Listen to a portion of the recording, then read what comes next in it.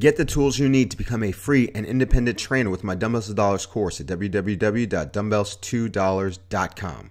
How you doing, everybody? Jonathan here, and in this video, and I guarantee you this is going to be 5 minutes or less, I'm going to go over exactly why, as a fitness professional or personal trainer, you have to learn how to be the bad cop. And I have to start off by telling you that by nature, I would consider myself a pretty nice person, a pretty good person. But I think back to when I was in my first year of personal training at a big box gym, and anytime that my client would strain or struggle with an exercise, like, oh, this hurts, this is burning, I would immediately go like, okay, let's stop, let's relax, let's take a little bit of a break. And I started to learn that I wasn't really helping that client. You want to know why? Because when people hire you, they do so with the understanding that they need structure. They don't have the mental toughness to get to their end goal, and they're hiring you to help them, despite what they say. Like somebody that's at a casino and they know they have a gambling problem. They say, don't let me charge more money on my card. It's kind of like that. All right. So if you are constantly the good cop in the training situation, one of two things is going to happen. Your client is going to manipulate the situation so that they never really work that hard. And then long term, they're going to blame you for not seeing results.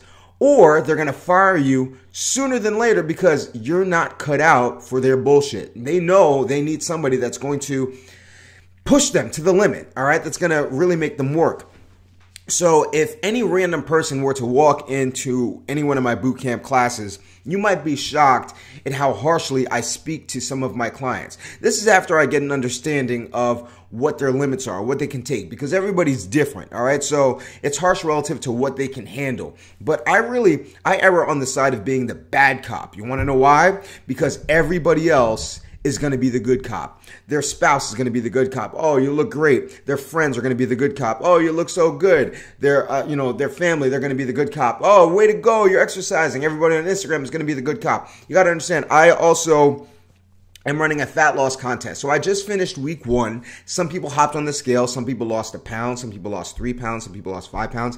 And they immediately started to celebrate. And the first thing I told them to do was, hey, you're not that hot. Listen, you got a long way to go, all right? So don't start feeling yourself right now, all right? Not until you get to your end goal can you celebrate. And do I want to be the guy that rains on their parade? Not really, but I see it so often where a client has an end goal of losing 30 pounds. They lose the first 7 pounds, and then their friends and family say, you look so great, so they just stop. Or they think they've done enough, and they forget that they have 23 pounds to go. So you have to be the person that reminds them, hey, we have a long-term goal here, and you need to keep them on that goal because everybody else is going to tell them that they're doing fine. So you want to make sure that you're the bad cop. Now, with all that said, I never said that you have to be the cruel cop. I'm never cruel to my clients. I don't make any attacks on their personality. I don't push like the red button that they have. I keep it light, but I keep it hard, all right? So it's kind of like punching somebody in the arm really hard versus punching somebody in the face really hard. You can punch somebody in the arm and they'll be like, okay, but if you punch them in the face, you're doing some damage. So I don't do emotional damage, but I remind them, hey, we're here to work. So if you find yourself kind of catering to your client, toughen up a little bit, all right? They need you to be that person. And I always tell my clients, listen, you may not like me right now, but in 6 months, you're going to thank me for all this stuff that I'm putting you through.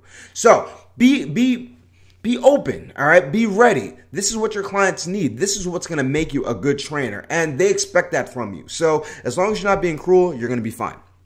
So that's about it. I hope you found this video helpful. I wanted to make it short. I wanted to make it quick and straight to the point. Now, you may be wondering, hey, Jonathan, how do you run your fat loss contests? I have a complete guide on how to do that on my Dumbbells to Dollars course, which is the only resource that you're going to need if you want to be successful and a certified fit boss as somebody that trains responsibly, treats people fairly, charges appropriately, loves what they do, and makes their own rules. If you're talking about building a website, running a nutrition, putting together better workouts, billing, back-end structure, management of your fitness business, the Dumbbells to Dollars course has everything that you need. So if you've never checked it out, all you got to do is go to www.dumbbellstodollars.com. But I'm done. If you have any questions or comments, put them in the comment section below. Those are what fuel the videos on this channel. And I'll be back soon, as long as you remember to eat healthy, hydrate, drive safe. Stress levels all get rest. Don't slap anybody. Love your clients. They love you back. I'll see y'all tomorrow or the next day, and you have a good one.